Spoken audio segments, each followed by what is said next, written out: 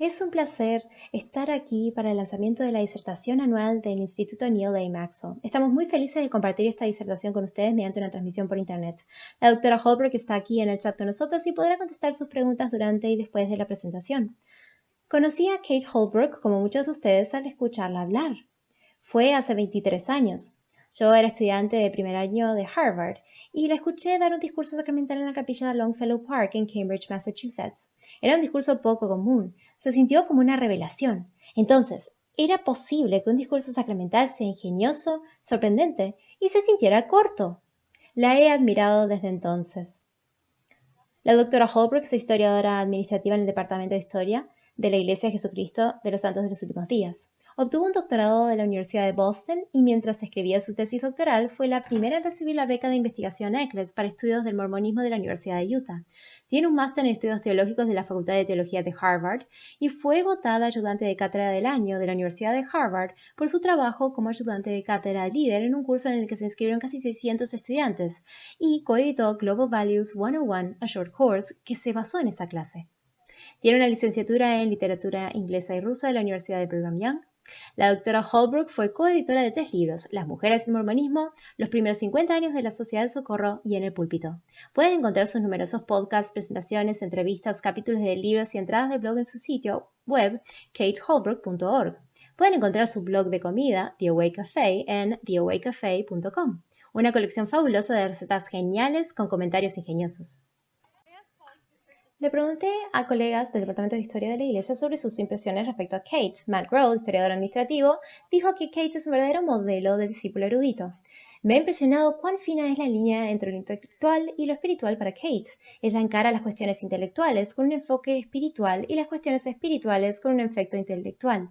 David Golding dijo que Kate no estaba satisfecha con lo superficial o el argumento típico, sino que revela gran entendimiento de lo cotidiano y familiar. Y aún así, Jenny Reader señala que tiene un sentido de visión asombroso. Amber Taylor, que ahora trabaja con Kate para escribir la historia de la Organización de Mujeres Jóvenes, dice que Kate es tanto como la roca y el agua. Ella es constante y firme, pero también tiene la humildad que le permite aprender y adaptarse. Estos dos aspectos de su carácter le dan una habilidad poco común y extraordinaria para tratar las cuestiones difíciles. También le pregunté a Laura Thatcher Ulrich, historiadora ganadora del premio Pulitzer, que interactuó con Kate como mentora académica y como miembro de la congregación local de ella, y ella dijo: Kate Holbrook es una revolucionaria de voz suave. Ella hace que sucedan las cosas. Sorprendentemente, todos estos comentarios muestran a Kate como una persona de aparentes contradicciones, alguien que desdibuja los típicos límites. Ella es una intelectual espiritual, una visionaria enfocada en lo cotidiano, tanto roca como agua, una revolucionaria de voz suave. Para una persona que escribe libros y hace podcasts para ganarse la vida y que tiene un blog por diversión, Kate también es una persona sorprendentemente reservada e introvertida, y quería encontrar una forma de entrar a su cabeza y ver qué es lo que la hace funcionar así. Siendo fiel a este tema de desdibujar los límites, entrar en su mente también quiere decir entrar a su aparato digestivo. Por ejemplo, en las notas para su receta de torta pan de chocolate doble, Kate describe una revelación nocturna sobre torta de chocolate de la forma que los profetas santos de los últimos días describen recibir revelación divina. Ella dice: una noche, cuando me estaba preparando para irme a dormir, se me vino el pensamiento de que tenía que revisar la cantidad de polvo de cacao en mi torta favorita y la cantidad de harina en mi torta favorita, Bundt, no de chocolate. Y si hacía estas dos cosas, iba a saber cómo hacer la torta perfecta de chocolate. Cuando uno se toma la pastelería y la torta de chocolate tan serio como yo, no ignoro ese tipo de pensamientos. Busqué las recetas, abrí un nuevo email para mí misma y escribí los ingredientes como pensé que deberían ser. Entonces hice esa torta, que estuvo deliciosa, pero después no podía sacarme esta oración de mi cabeza. Cuando uno se toma la pastelería y la torta de chocolate tan serio como yo. ¿Cuán serio?, le pregunté a Kate. ¿Cuán seguido piensas sobre una torta de chocolate? Entonces, antes de dar la respuesta de Kate, me gustaría pedirles a ustedes que se tomen un tiempo de reflexionar sobre cuán seguido ustedes piensan sobre la torta de chocolate. No comerla o verla en la tienda, sino pensar sobre eso. ¿Es A, capaz cuando es el cumpleaños de alguien? ¿B, una vez al mes? ¿C, una vez a la semana? ¿O D, una vez al día?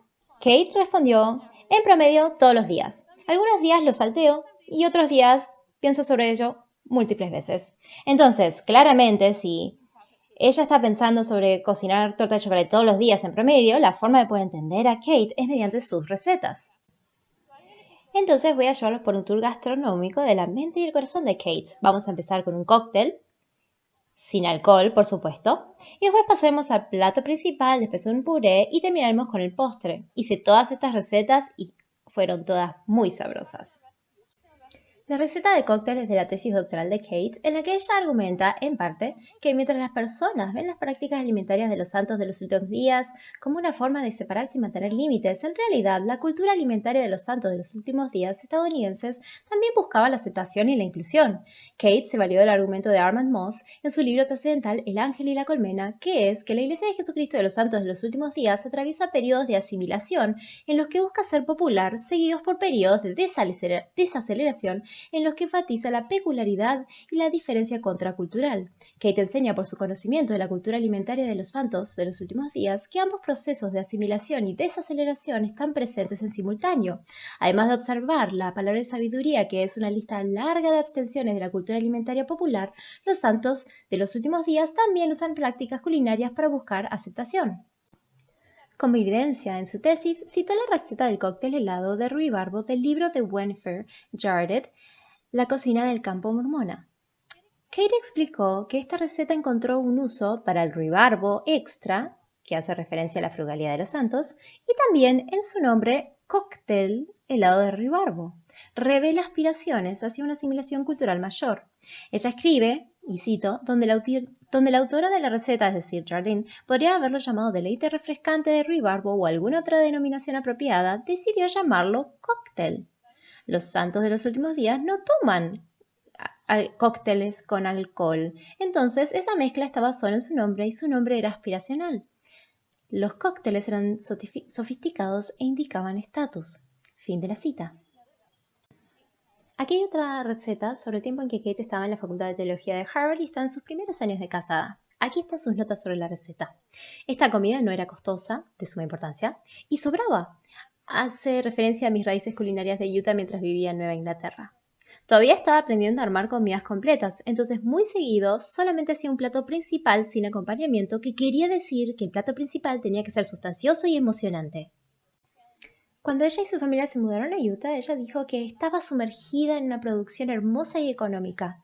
Quería aprender a envasar para entender lo que estaba escribiendo en su tesis y buscaba algo que fuera extra emocionante para que comieran sus pequeñas niñas y bebés. Por último, aquí hay una receta que la representa ella ahora con una familia con adolescentes y padres con trabajos demandantes. Ella prescribe la barra de avena con chispas de chocolate como una forma de atraer a los miembros de la familia a un espacio común, la cocina, para conversar a pesar de las responsabilidades individuales y tratar de que se queden un ratito después de la noche hogar. Aquí, al final de esta receta, encontramos una nota que nos da otro vistazo a las contradicciones de Kate, su perfeccionismo intimidante y una cálida aceptación de los esfuerzos de los demás. Ella escribe, y cito: los desafío a que encuentren una versión más deliciosa de este postre, pero antes de que me pongan a prueba, tienen que seguir la receta. Un compañero ignoró el tiempo de batido de la manteca y el azúcar. No agregó los huevos uno a la vez. Y las barritas que hizo eran de calidad inferior. Y era su culpa. Las comimos igual, pero la experiencia era la versión circonia cúbica del diamante que amábamos. No sienta que tienen que esperar hasta el fin de semana para prepararlo. De hecho, vayan a hacerlo ahora. Fin de cita. De calidad inferior. Era su culpa. Circonia cúbica. Este juicio crítico implacable, además que persona normal puede ver la diferencia entre un circonia cúbica y un diamante, es seguido de una amplia motivación para todos que lo preparen. Es decir, háganlo rápido, todo va a estar bien, no necesitan prepararlo ustedes, solo háganlo. ¿Cómo salen estas dos voces de una misma mente?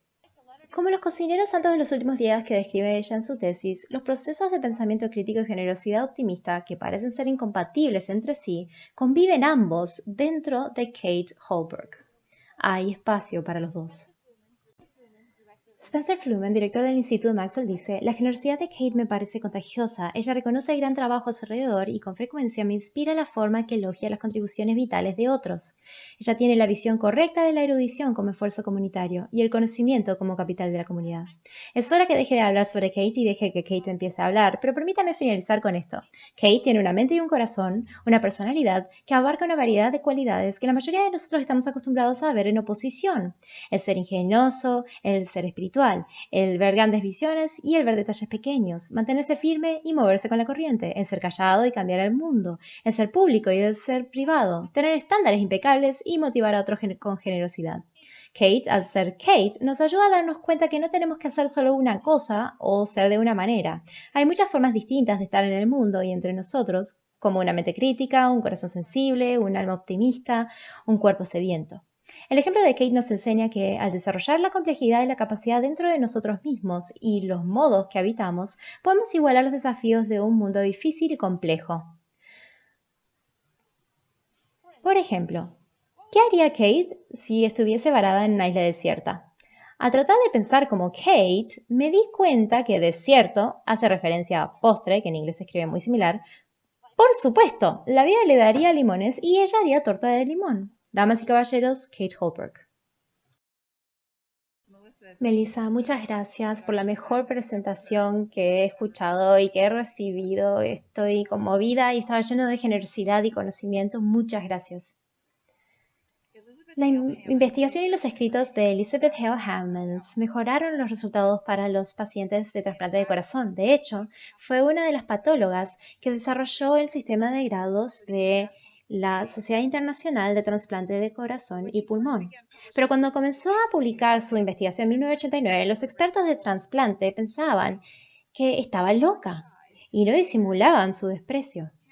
Hammond, que ahora es profesora emérita de la Universidad de Utah, Facultad de Medicina, estaba convencida que los anticuerpos estaban causando una forma de rechazo al trasplante de corazón. Para aquellos que se han olvidado biología, los anticuerpos son proteínas que circulan en la sangre como parte del sistema inmunitario. Su trabajo es identificar invasores como bacterias, virus, hongos, parásitos, adherirse a ellos y luego adherirse a otras entidades en la sangre que van a neutralizar a los invasores. Lo voy a repetir una vez más en caso de que los términos científicos generen un sentido de pánico. Los anticuerpos son proteínas que circulan en la sangre como parte del sistema inmunitario. Su trabajo es identificar invasores, adherirse a ellos y luego adherirse a otras entidades en la sangre que van a neutralizar esos invasores. Ahora, una característica interesante de los anticuerpos es que tienen la forma de la letra Y, que los hace una forma apropiada de hacer honor a nuestro espacio en BYU esta noche.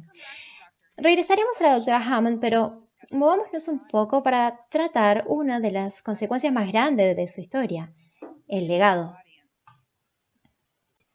Nosotros, en esta audiencia, podemos ser perseguidos por cuestiones sobre el legado y reputación. Nuestra preocupación sobre ello puede impedir seriamente nuestra erudición, al igual que el aspecto de discípulo de nuestro intento por volvernos discípulos eruditos. Las preocupaciones sobre nuestra reputación no solo amenazan la calidad de nuestra erudición. Esas preocupaciones pueden llevarnos a ser consumidos por los celos, a ser colegas mediocres y mentores inadecuados. Cuando otras personas dicen algo para socavar nuestra credibilidad, ya sea que sea cierto o no, puede hacernos sentir locos. Como erudita, he estado tentada y tormentada por estos sentimientos yo misma, y he visto eruditos cuyo trabajo admiro sufrir lo mismo. Y definitivamente he visto este sufrimiento en eruditos cuyo trabajo y carácter no admiro. Si bien la academia es un lugar eficaz para alimentar estos malos sentimientos y comportamientos, hemos visto esto en otros lados, política, negocios, en el arte, y doy esta charla como una invitación para considerar aquellos aspectos del legado que sí podemos controlar y cómo sacar máximo provecho de ellos y luego ser libres de la preocupación sobre aquello que no podemos controlar. Cuando la doctora Hammond estaba presentando su investigación por primera vez, los otros expertos de trasplante de corazón se enfocaban exclusivamente en las células inmunitarias, como relevantes para el éxito del trasplante. La doctora Hammond no era una científica loca que estaba teniendo sus ideas de teoría en una cueva en la jungla de la investigación. Al menos 10 años antes, otros investigadores generales habían identificado que los anticuerpos tenían un papel importante en el éxito del trasplante, pero los detractores del trasplante de corazón ignoraban esos primeros resultados. A pesar de la desacreditación pública, la doctora Hammond continuó con su investigación, que es digno de reconocer. Tanto la Universidad de Utah y Intermountain Medicine continuaron apoyando. Ella continuaba porque sabía que sus resultados eran correctos y que este trabajo era importante para que las cirugías de trasplante de corazón sean una opción de tratamiento viable y menos riesgoso. Consideren las ramificaciones de esto. Ella informó que su habilidad para enfocarse en otros y en el valor de la información para los pacientes y los doctores, y cito, me ayudaban a moverme hacia adelante ante el rechazo público de mis ideas. Fin de cita. Mientras ella continuaba con su investigación, la doctora Hammond aprendió que incluso en la ausencia de células inmunitarias, el riesgo de muerte de los pacientes era 9 veces mayor cuando los anticuerpos estaban presentes. Otros grupos con el tiempo comenzaron a reconocer y publicar descubrimientos similares. Por fin, 22 años después de su primera publicación sobre anticuerpos en los trasplantes de corazón, la comunidad internacional de cardiología aceptó y pasó a depender de sus resultados. La desacreditación pública es un desmotivador potente. La doctora Hammond tuvo que hacer que la fe en su mente y corazón fueran más fuertes que el temor. Tenía que creer que Dios la iba a guiar mientras trabajaba con honestidad y diligencia. Su deseo por ayudar a los pacientes y a sus familias tenía que ser más fuerte que su deseo por ser aceptada. Cuando somos consumidos con lo que nuestro legado dice sobre nosotros, invitamos al tormento en nuestras vidas. Cuando el legado nos importa por lo que podemos hacer por otros, invitamos a Dios, al propósito y a logros significativos en nuestra vida. Espero que muchos de ustedes hayan podido disfrutar de las fantásticas grabaciones de conversaciones con Cheryl Givens, copatrocinado por los institutos Faith Matters y Maxwell, en los cuales Cheryl entrevista a santos sobre las intersecciones de su trabajo intelectual y su fe. Como una forma interesante de comenzar las entrevistas, Cheryl con frecuencia le pregunta a los invitados lo que ellos creerían que estarían impreso en su obituario o lo que ellos querrían ver allí. Mi marido, Samuel Brown, es un investigador médico de cuidados intensivos y profesor de ética médica que también escribe libros sobre las exploraciones de las contribuciones teológicas de Joseph Smith. Sam respondió que lo que él quería que apareciera en su obituario era: murió defendiendo a su familia de un ataque de un oso grizzly con sus propias manos. Cuando Cheryl pidió más, Sam agregó: profesionalmente creo que me gustaría que me conozcan como una persona que nos obligó a reconsiderar cómo brindamos cuidado intensivo durante una enfermedad potencialmente mortal. Las palabras de Sam revelaron su deseo de ser abnegado, valiente, y su deseo por ser recordado, y su deseo de ser divertido, y su enfoque en ayudar a otras personas. Uno de los artistas contemporáneos favoritos de los miembros de la iglesia, Brian Kershisnik, habló más en su respuesta sobre carácter que del arte. Cito: aspiro en realidad a ser, espero que sea un buen ser humano más que un artista. Por supuesto, no me están hablando aquí por mi profesión, pero mucho del poder en mi arte deriva de una búsqueda de realizarme como un humano. Espero que eso aparezca en mi obituario. La escritora Margaret Blair Young se dio cuenta que mientras ella alcanzaba sus sueños profesionales, sus convenios y hacer la voluntad de Dios se volvían medidas más importantes para ella para seguir adelante. Y cito: cuando finalmente convertí en una escritora publicada, me di cuenta que no era gran cosa. Allí fue cuando comencé a tomarme mis convenios muy seriamente y a pedirle a Dios por algo que tendría importancia, que quizás podría utilizar mis talentos, pero no sería solo para poder tener una firma de autora. El nombre que más quería que me llamaran era discípulo. El colaborador anterior y amigo de Margaret, Darius Gray, se ha dedicado a brindar recursos tales como el Genesis Group a miembros de la iglesia de raza negra y a preservar y compartir su historia para el beneficio de miembros blancos y otros también. Darius pudo transmitir caridad, gratitud, humildad y fe en unas pocas palabras que él eligió para su obituario. Y cito: a aquellos que he amado, los sigo amando. A aquellos que me han amado a mí, gracias. Nos vemos pronto. Fin de la cita. La mayoría de las respuestas, inclusive muchas que no he mencionado, y la mía, revelan incomodidad con el tema del legado. Como santos de los últimos días, sabemos que no debemos aspirar a la fama o la gloria, pero aún así queremos que nuestras vidas y nuestra obra haya tenido su importancia. Como Brian reconoció, obviamente me estás hablando aquí por mi profesión. Mi propia respuesta fue: he escrito algunos libros sobre las mujeres de la historia de santos de los últimos días, que creo que han sido buenas contribuciones y creo que me recordarán por mis recetas favoritas. He decidido que quizás eso es de alguna manera una experiencia enriquecedora y más profunda que tendrán las personas de mi tiempo en esta tierra. Mientras le contaba a Taylor que creía que las recetas serían parte de mi legado, ciertamente espero que todo lo que escribí y mi asesoramiento hayan sido significativos. No paso gran parte de mis días escribiendo historias sin que me importe.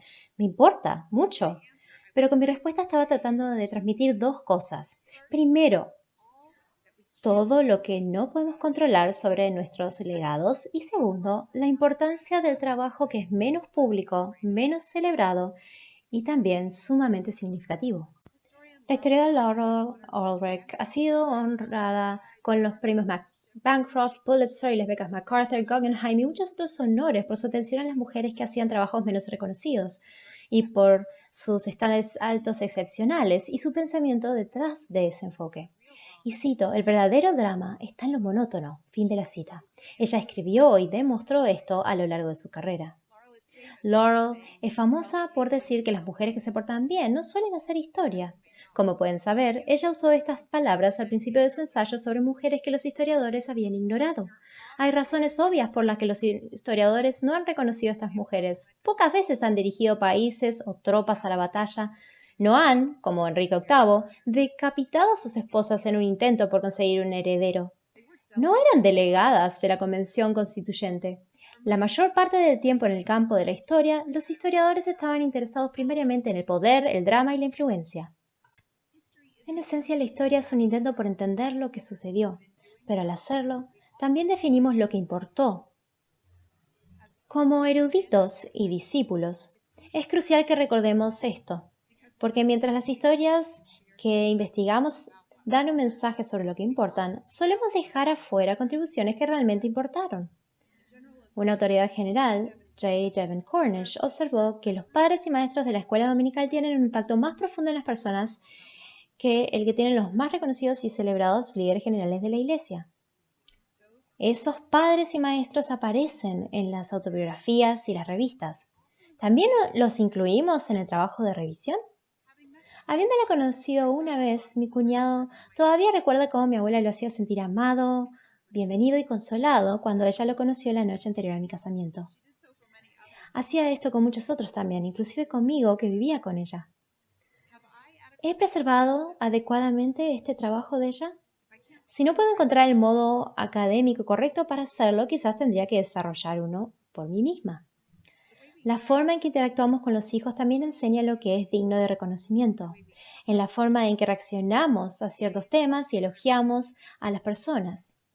Cuando un padre se impresiona por la historia de alguien que se sacrificó por el bien común, los niños aprenden que la forma de impresionar al papá es hacer algo bueno por la humanidad. Cuando una madre se impresiona por la forma en que escribe un niño, el niño aprende que escribir bien es una forma de impresionar a mamá. Todos queremos que las personas conozcan nuestros esfuerzos. Queremos ser entrevistados para podcasts, mencionados en las noticias, recibir premios. No todos nuestros deseos de importar son malos. Queremos vivir vidas que sean importantes a los ojos de Dios. También queremos ser útiles, pero si salimos solo para obtener aprobación estamos perdiendo oportunidades. Actuar por amor a otros es una motivación más pura, eficaz y satisfactoria. Cambiar esa motivación puede ser tan simple como pensar sobre ello. Si nos encontramos pensando sobre cómo algo nos va a hacer quedar bien, podemos cambiar esos pensamientos para enfocarnos en cómo nuestras acciones van a beneficiar a alguien más. Como eruditos, padres y mentores, entonces, somos cuidadores de los legados de otros. Nuestras palabras influyen fuertemente el significado de las personas le dan a la vida de otros. Y una segunda forma en que el legado nos impacta respecto a nuestras propias reputaciones. La cultura de la Iglesia transmite mensajes mixtos sobre qué alcanzar, qué buscar alcanzar. Se supone que no debemos querer reconocimiento y ese mensaje llega cuando una persona recibe un llamamiento. Decimos cosas como nadie estaba más sorprendido que yo o pasé una noche sin dormir de rodillas. A la misma vez, admiramos a los miembros de la Iglesia que tienen llamamientos prominentes o éxito profesional. Cuando se nos pide que pensemos sobre nuestras reputaciones, como Terrell nos pidió que hiciéramos, la mayoría de nosotros admite que nos importa cómo somos recordados. Debido a que la calidad de nuestro trabajo influye en lo que otras personas dicen sobre nosotros, tiene sentido que pensemos sobre el legado que estamos creando mediante nuestro trabajo. ¿Cuál es la naturaleza de esto? ¿Ponemos más energía en construir o derribarla? ¿Escribimos para el grupo exclusivo que tiene el conocimiento para diseminar una comprensión mayor más ampliamente? ¿O escribimos para el grupo exclusivo para que podamos sentirnos exclusivos? ¿Escribimos para traducir sabiduría de los detalles arcanos de nuestra especialidad? ¿O lo hacemos para mantener nuestras reputaciones académicas? Tenemos que señalar que sabemos de qué estamos hablando, aunque creo que no tenemos que hacerlo tan energéticamente como solemos hacerlo. Cuando estaba en la universidad, un amigo me mostró el trabajo de Wayne Dyer, que me enseñó algunas lecciones importantes, inclusive el hecho de que uno no puede controlar su reputación. Dyer dijo, cito, la reputación de uno está en las manos de otros. Eso es lo que es la reputación. Uno no puede controlar eso. Lo único que uno puede controlar es su carácter. Fin de la cita. Diane von Furstenberg dijo algo similar en una entrevista para la serie de clases magistrales, que era fascinante porque su carrera es en diseño de indumentaria, un campo en el que la reputación es vulnerable y vital para tener éxito. Cito, uno puede perderlo todo, dijo ella, uno puede perder la casa, la familia, la reputación, la riqueza, el trabajo, uno puede perder a los padres, incluso uno puede perder su salud, pero uno jamás perderá su carácter. El carácter de uno es algo que nadie jamás puede quitarnos. Fin de la cita. Sí tenemos cierto control sobre la calidad de nuestro trabajo. Podemos organizar y esforzarnos por hacerlo mejor. Pero luego de eso, creo que ellos dos tenían razón. El carácter es una de las pocas cosas que podemos controlar. Agregaría a ese conocimiento que para construir el carácter podemos ponernos en lugares que invitan a Dios a nuestra presencia. Nosotros habitamos estos lugares cuando actuamos, cuando servimos, oramos, leemos las escrituras o asistimos a la iglesia. Invitamos a lo divino en nuestra vida y en nuestras almas, en donde Dios mejora nuestro carácter. Para muchos de nosotros, el deseo de que nuestra vida importe puede descarriarnos. Algunos de nosotros buscamos ese significado por poder y dinero, ya que los salarios grandes no suelen acompañar la vida del conocimiento. Muchos de los que hemos decidido ser eruditos hemos renunciado a las aspiraciones de importar porque tenemos dinero, pero podemos canalizar nuestra decepción sobre la riqueza al burlarnos de aquellos que sí tienen dinero. Cuando estaba en séptimo grado, mi maestro de geografía estaba muy amargado sobre el dinero. De hecho, su amargura y los debates de la telenovela Los días de nuestra vida con mis compañeros son algunos de mis recuerdos más destacados de la secundaria. Por un minuto, el profesor estaba hablando sobre las explotaciones estatales y de pronto estaría criticando de nuevo, cito, a las personas que vivían en la colina. Fin de la cita. En mi ciudad natal, las personas que vivían en la colina tendían a tener más dinero. Él ciertamente no es la única persona que, en defensa de un sentido frágil de él mismo, ha dicho cosas insensibles de otros, pero su ejemplo vergonzoso me recuerda a no burlarme. Mediten en sus propias respuestas a situaciones que los hacen sentir vulnerables. Cuando preparan los detalles para una conferencia, ¿se enfocan más en brindar respuestas útiles y motivar a los otros oradores o en quedar bien? ¿Cómo hablan sobre los candidatos durante las reuniones de rango y estatus? ¿Qué tipos de comentarios hacen en las reuniones de profesores universitarios? ¿Cómo interactúan con otros durante los talleres de redacción en el campus? Si sienten que su reputación está siempre en peligro, consideren darle esa preocupación a Jesús. Él los va a proteger mientras ustedes pueden enfocarse en el bien mayor. Hace poco escuché a Elder Bednar sugerir que si estamos tratando de desarrollar atributos de Cristo solamente con el propósito de ser vistos como buenas personas, nuestras oraciones por ayuda no tendrán mucho resultado. Pero si estamos tratando de desarrollarlos por el bien de otros, entonces Dios nos va a ayudar. Cuando lo escuché decir eso, sentí en mi corazón que era verdadero y recordé a la doctora Hammond, que ella había podido soportar la crítica ignorante de su trabajo, porque ella estaba motivada por el bienestar de otros. La enseñanza del Elder Bednar es crucial para entender las dinámicas del legado justo. Si yo oro, por favor, ayúdame a preparar una buena charla para que la gente sepa que soy inteligente, esa es una oración débil. Si oro, ayúdame para poder incluir contenido en esta charla que brinde guía a alguien que está escuchando y consuelo a otra persona y ayudar a otros a sentir el amor de Dios. Ese es un mejor motivo. Y también es un mejor trato para los seres divinos que están respondiendo a mi oración, porque ellos pueden ayudarme a mí y a otros toda a la misma vez, aunque no creo que sea así como funcionen. Leo Alma capítulo 1 del libro de Mormón como una desaprobación hacia las personas que están obsesionadas con la reputación. Cuando conocemos a Neor, el antagonista en este capítulo, algunos de nosotros podemos asumir que estamos sin culpa en comparación con él. No somos como él, podemos pensar, porque él es fuerte físicamente y usa ropa muy lujosa. Pero el mismo versículo que nos cuenta sobre los atributos físicos impresionantes de Neor también menciona que empezó a envanecerse con el orgullo de su corazón y aún empezó a establecer una iglesia de acuerdo con lo que predicaba. Entonces no nos exime después de todo. Sé que a algunos de nosotros nos gusta imaginar que la iglesia es establecida de acuerdo con lo que predicamos.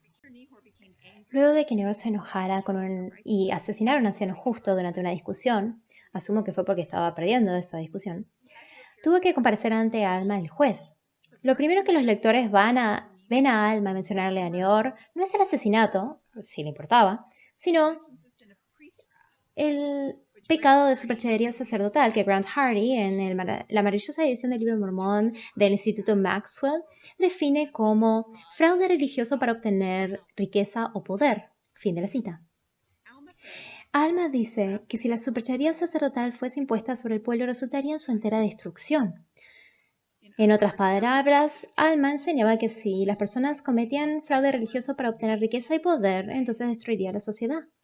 Neor recibió una sentencia de muerte por haber matado a otra persona, y justo antes de lo que el libro llama muerte ignominiosa, Neor reconoció que sus enseñanzas habían sido falsas.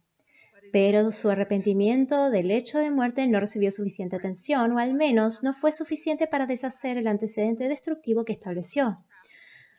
Porque la superchería sacerdotal no cesó. Porque muchas personas, como dicen las escrituras, amaban las vanidades del mundo y salieron predicando doctrinas falsas, y lo hicieron por causa de las riquezas y los honores. Por sus enseñanzas, muchas personas dejaron la iglesia y luego criticaron a aquellos que se quedaron. Los justos, por otro lado, guardaron sus mandamientos, escucharon la palabra de Dios y trabajaron duro. Los maestros justos no pensaban que eran mejores que los que escuchaban. Nadie usaba ropa extravagante y utilizaban los recursos extras para ayudar a los necesitados. The Unsettling of America de Wendell Berry ofrece otro modelo de pensamiento para ayudarnos a entender el legado de formas constructivas. En este modelo, Berry contrasta al explotador con el fortalecedor. Los explotadores quieren obtener lo más que pueden para ellos mismos de cualquier recurso o relación, sin importar cómo su comportamiento impacta ese recurso o relación. Los fortalecedores se preocupan principalmente por la salud de los recursos y las relaciones y las comunidades. El enfoque de Berry era la tierra. Entonces, él describió a los explotadores que tomaban todos los recursos que podían de una porción de tierra y luego se trasladaban a otra, una vez que esa tierra quedaba destrozada. En cambio, los fortalecedores construyeron una relación sostenible entre la tierra y las personas que la labraban. Entonces, tanto la tierra como las personas permanecían saludables. Este modelo explotador fortalecedor aclara también la superchería sacerdotal de Neor. Era un explotador él. A él no le importaba la relación de otros con Dios, la salud de la iglesia o el bienestar de los demás. A él le importaba su riqueza y poder. Alma, por otro lado, se dedicó al bienestar de las personas, sus relaciones entre ellos y la salud de la iglesia a largo plazo. Esta combinación explotador-fortalecedor se relaciona directamente a la vanidad y la forma en que pensamos sobre el legado. La obsesión por ser respetado nos tienta a caer en el comportamiento explotador en nuestras relaciones interpersonales, así como en la forma en que tratamos los recursos de nuestro trabajo. La preocupación por fortalecer a las personas pasado y presente, por otro lado, nos lleva a un pensamiento más cuidadoso, a la honestidad, a la construcción de conceptos y relaciones que van a sostener a otros por un largo periodo. Un aspecto de fortalecer es la intercesión. Con esto me refiero a apoyar a una causa o una persona. Podemos ser defensores de otros, pero también tenemos un defensor, uno fiable. El trabajar por otros hace de Jesucristo nuestro abogado. Cuando trabajamos por otros, Él se vuelve nuestro abogado. Su intercesión es uno de los grandes dones que los discípulos eruditos y cualquier discípulo puede disfrutar, y se manifiesta en nuestras vidas de diferentes maneras. Brevemente, les mencionaré 3. Primero, la intercesión de Jesucristo mejora la calidad de nuestro trabajo. Guía nuestro trabajo hacia la audiencia de forma más amplia de la que nosotros podemos alcanzar solos. Él puede hacer que nuestro trabajo logre en el mundo el bien que tiene el potencial de lograr.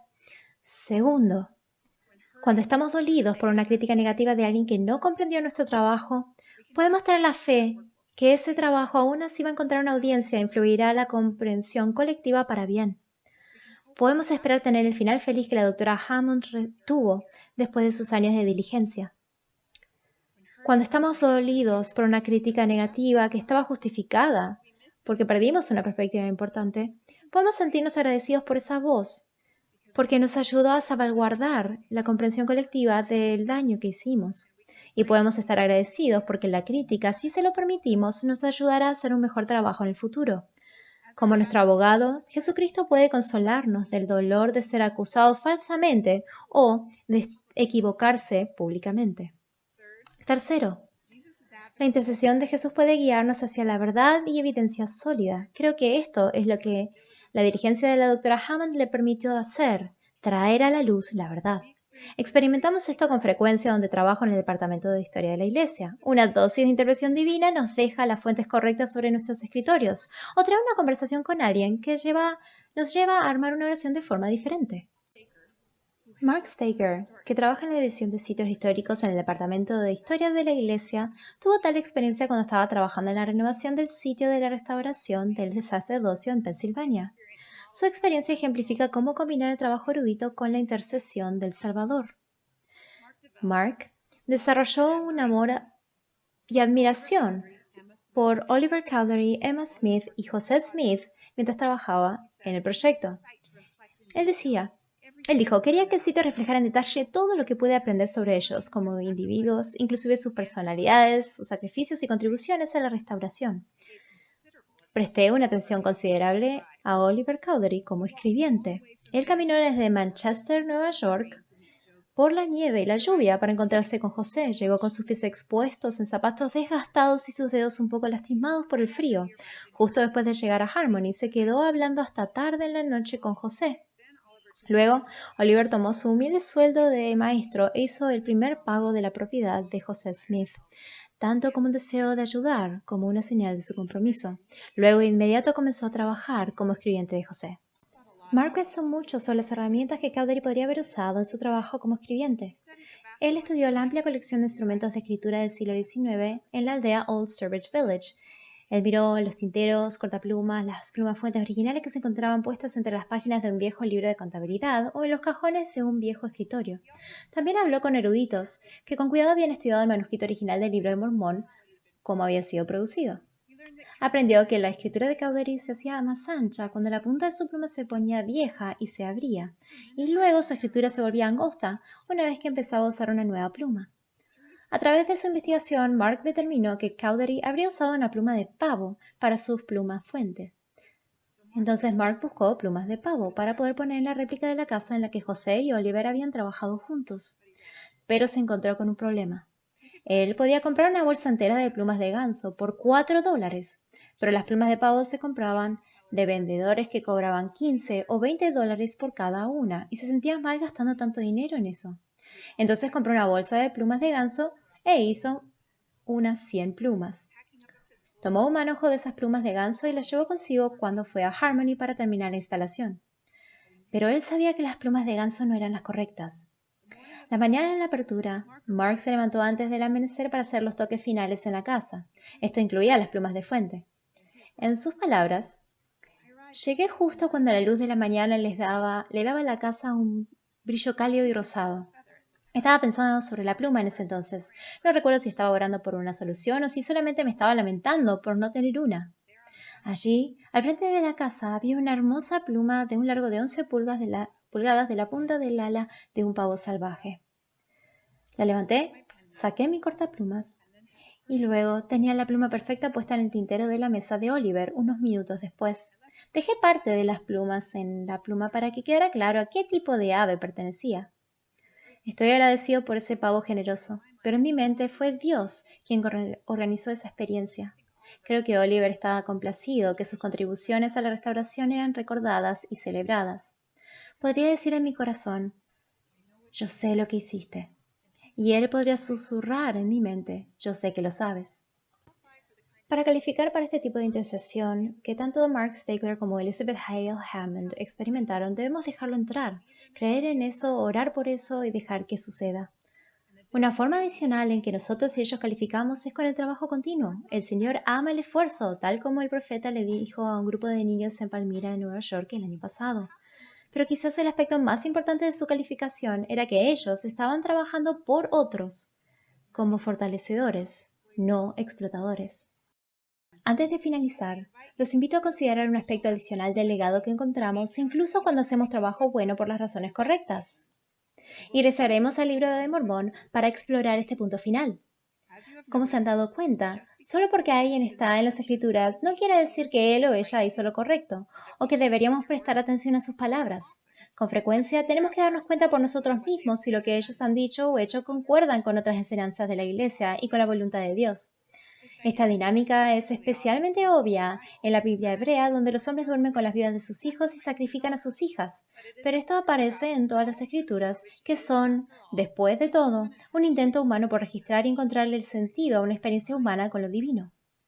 En Alma capítulo 26, un misionero, Amón, expresa tan eufóricamente el gozo de haber hecho un buen trabajo por otros en una alianza con Dios, que su hermano lo reprende suavemente.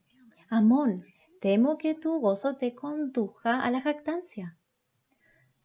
Amón, Aarón y sus compañeros misioneros habían arriesgado no solamente privaciones físicas, sino también sus vidas en un esfuerzo por compartir información con el pueblo lamanita. Como resultado, miles de lamanitas participaron más profundamente del amor de Dios, experimentaron redención y ejemplificaron integridad y caridad en una forma que en ese entonces inspiró e instruyó a los nefitas. Amón tenía buena razón para celebrar el legado de lo que todos juntos habían logrado: Dios, el pueblo lamanita y los misioneros. Aquí está su respuesta a la preocupación de su hermano sobre la jactancia. Es un ejemplo de lo que todos podríamos pensar sobre el legado. No me jacto en mi propia fuerza ni en mi propia sabiduría, mas he aquí mi gozo es completo. Sí, mi corazón rebosa de gozo y me regocijaré en mi Dios. No me jactaré de mí mismo, sino que me gloriaré en mi Dios, porque con su fuerza puedo hacer todas las cosas. Sí, he aquí, que hemos obrado muchos grandes milagros en esta tierra, por los cuales alabaremos su nombre para siempre jamás. Él os ha traído, a nuestros hermanos lamanitas, a su luz eterna, sí, a eterna salvación, y los circunda la incomparable munificencia de su amor, sí, y hemos sido instrumentos de sus manos para realizar esta grande y maravillosa obra. Las exultaciones de amor merecen nuestra imitación, porque se enfocan en el bienestar de otros, y, mientras reconoce el esfuerzo humano que conlleva, él todavía describe sus éxitos como un regalo de Dios. Las palabras de Amón también nos enseñan que celebrar el legado en humildad y gratitud no requiere que nos rebajemos. Amon nos mostró cómo sentirnos bien por ayudar a otros, mediante la gratitud más que mediante la jactancia. La pregunta de Terrell nos ha llevado a una conversación compleja. Algunos de ustedes pueden estar preguntándose por qué siquiera hacía esa pregunta incómoda y potencialmente incriminatoria sobre cómo queremos ser recordados. Hay buenas razones. La pregunta es una forma fluida de pasar de lo general a lo específico en una entrevista y le da de forma rápida a los miembros de la audiencia una idea de la persona a la que están escuchando. Es una pregunta interesante. Disfruté escuchar cómo las personas como Nigel McBain, Tom Griffith y Rosalind Welch respondían a esa pregunta.